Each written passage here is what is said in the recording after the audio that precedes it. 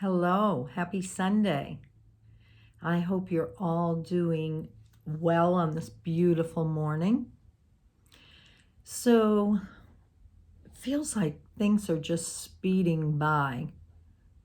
Have you noticed? Have you noticed that time is really shifting? Everything is changing. It feels like the days are just flying by. It feels like we have 4 hours in a day instead of what we do have. And it just feels like things are speeding up. So I wondered if you've been feeling that, and even the timelines, the choices we have to jump on these different timelines. Everything is just like zoom, zoom. I feel like we're back in the Jetsons when they're all zipping around out there. For those of you that are old enough to remember the Jetsons. But we're in this time where speed is just flying by, and I really think it's a time for us to get clear on what it is that's most important for us to accomplish or do or even have fun with, right? There's a concept, having fun. So we are in this place of exploring the possibilities with time and space and all of it. And I actually love playing around with time because we can stretch time. We can be in a time, so funny, in a time where we can stretch time or it's already being compacted. So there's a being that I work with called Soltec, Soltec, and he's one of the Time Lords. So when I need more time, I stretch it. I actually go like this and I ask Soltec, come in and stretch this time. And what it does is that, sometimes we're involved in something and we need more time to get it done.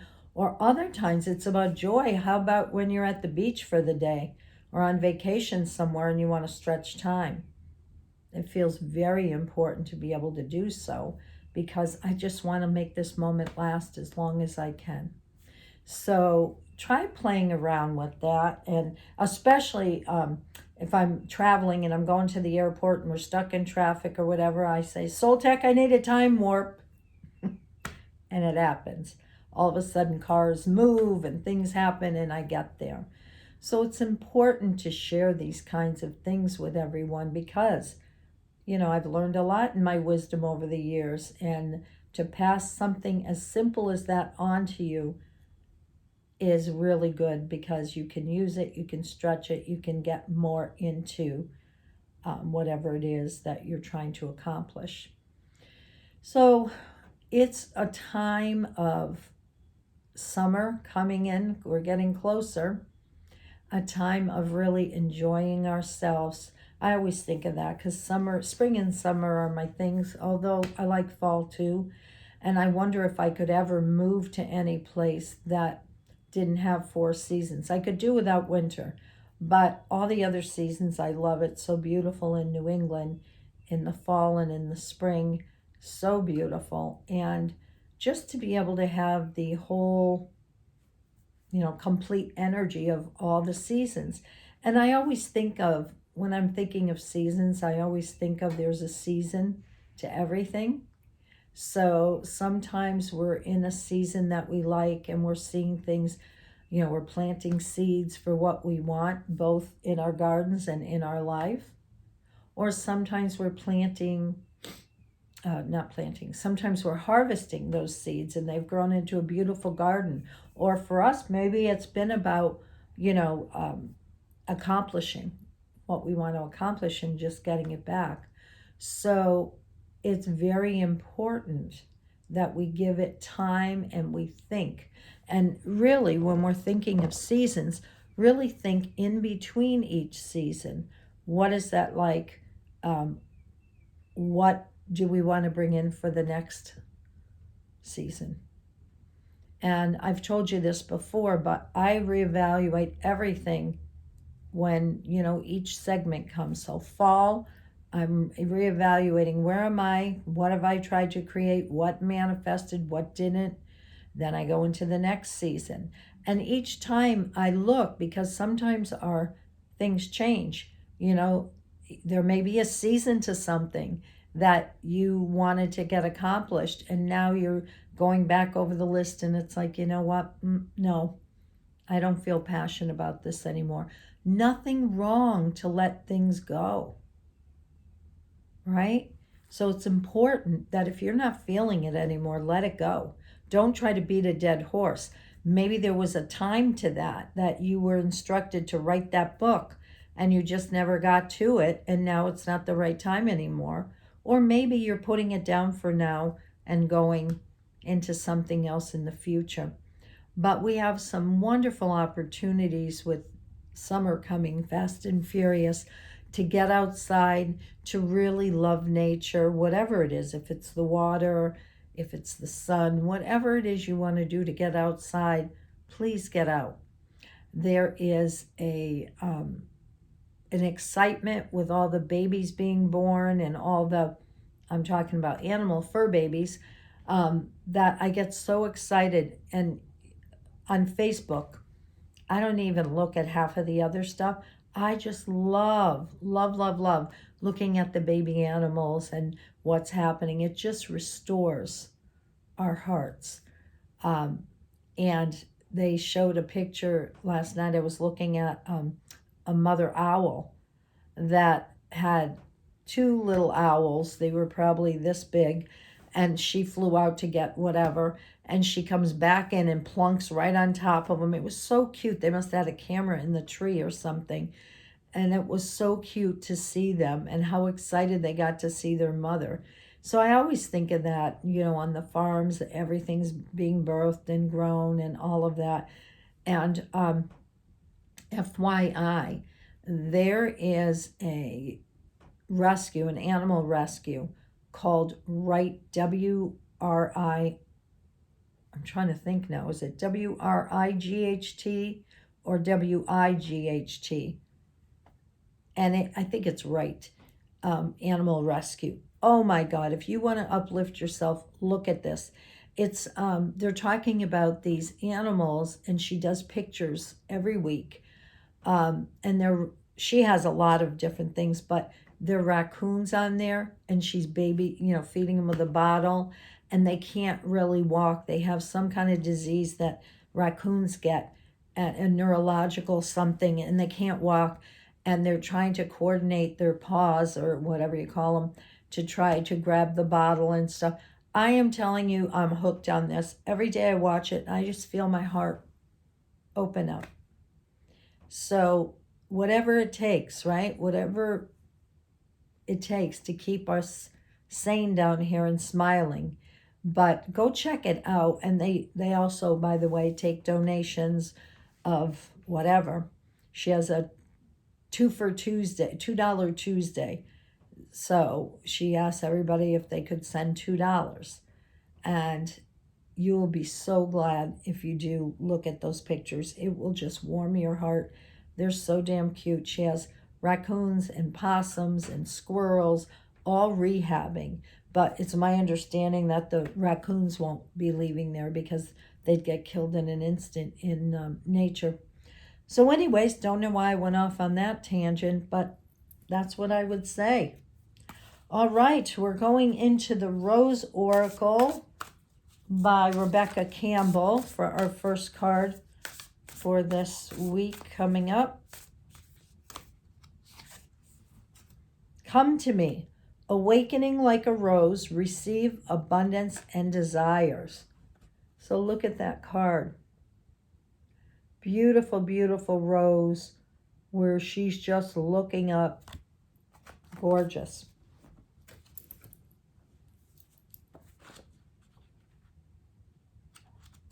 And what I think of when I get the name Come to Me, excuse me, I think of when a rose is in its sweetness, everything comes, the bees want to smell it, there's ants or whatever on them. And they don't have to do anything but just be a rose.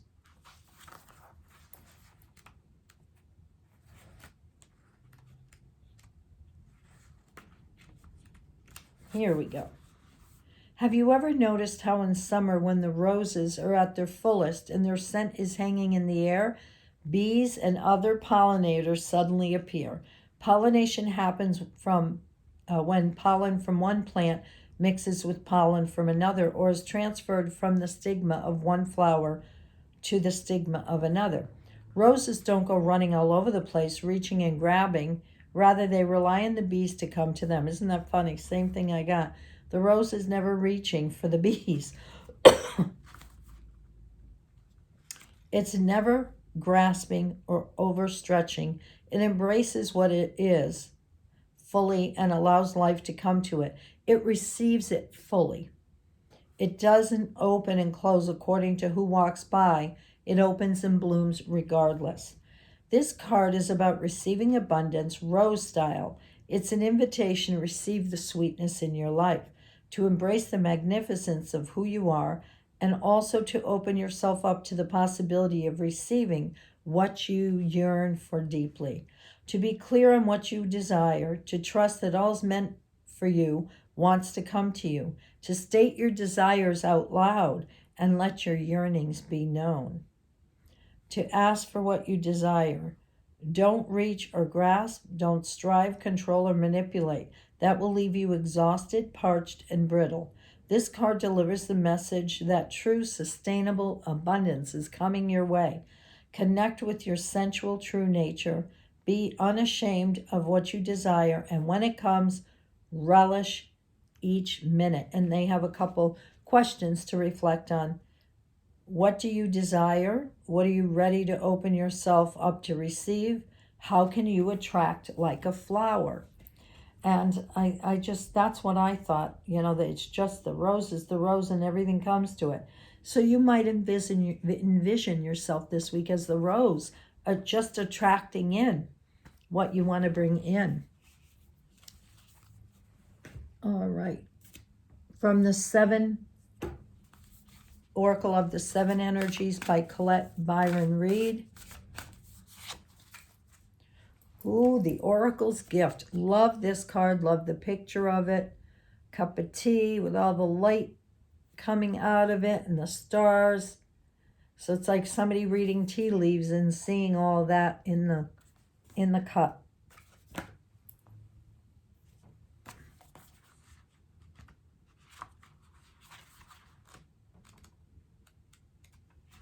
It says, second sight, clairvoyance, seeing the future. Fate as a future determined by the choices you make now. I love that. Seeing the signs around you, recognizing potential versus absolute determination. When we ask for a sign from the universe, we are essentially asking for divine guidance that we believe needs to come from a source outside of ourselves. This is because we don't always trust our intuition, our ability to read between the lines and see beyond time and space. And so we ask for signs and look for a mystical reassurance that our mundane lives don't seem to offer. However, an oracle simply provides an answer that's already inside of us. Oracles show up in many ways. Sometimes you see a billboard or hear a song or pull an oracle card and you get the exact message you need to support your choices or show you the way forward. Regardless of how the sign appears, an oracle is a reminder that you are a part of this vast universe. You are witnessed by the great mystery and loved and cared for. It's a reminder that life is magical. You are magical. Today, trust in your own capacity to know what is right, to tune into source and be able to read the signs that reflect what it is that you really want. Let this oracle give you the gift of knowing that you are indeed on the right track. Repeat the mantra, the light within me creates miracles in my life. The magic is inside you, outside you, and all around and within you. Wow, yes, love that card. What magic is inside your teacup for this week? So far, really good. All right, from the Star Temple Oracle by Susie Cherub.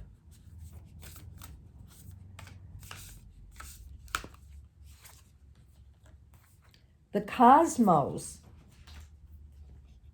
Ascend. I connect to oneness and expand my awareness. Look at how lovely that goddess is.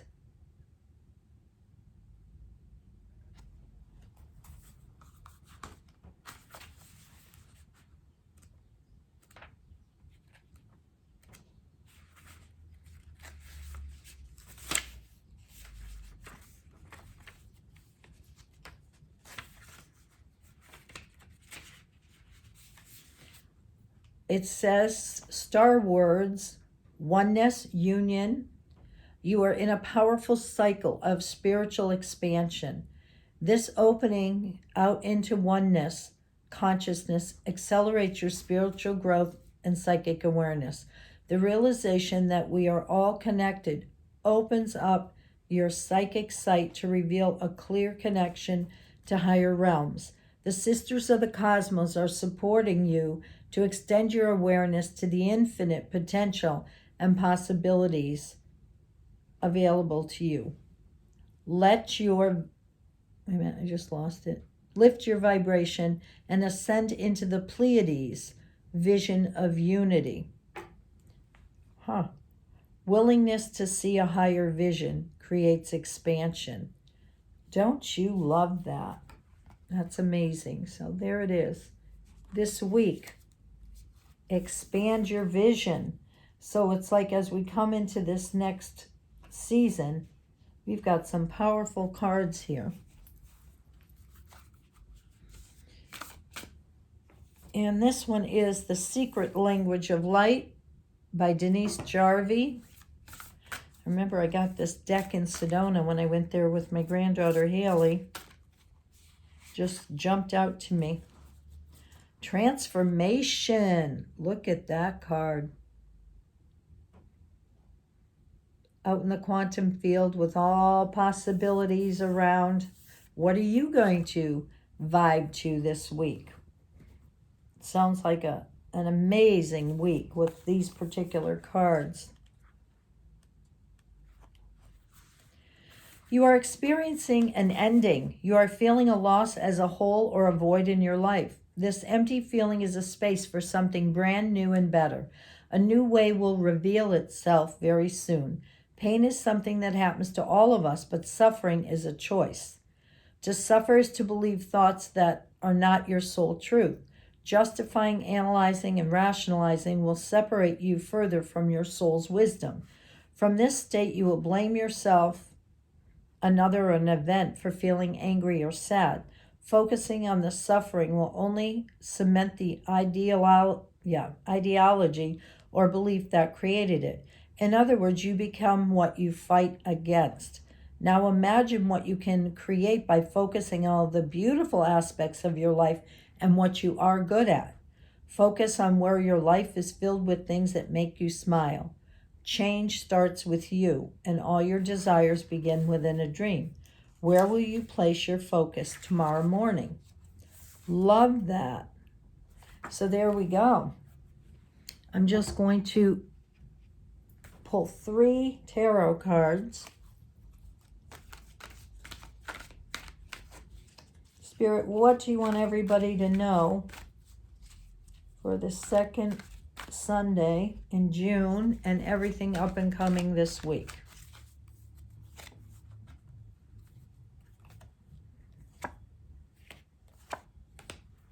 Okay. This is the first card, the King of Swords. The second card, 3 of Pentacles. And the third card, the 6 of Cups.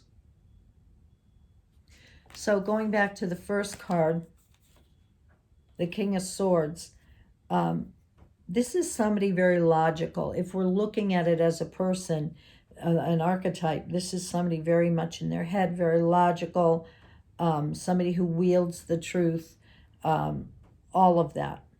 If we're looking at it as something other than an archetype, we would have to say, maybe there's somebody coming into your life this week who's going to be the King of Swords for you.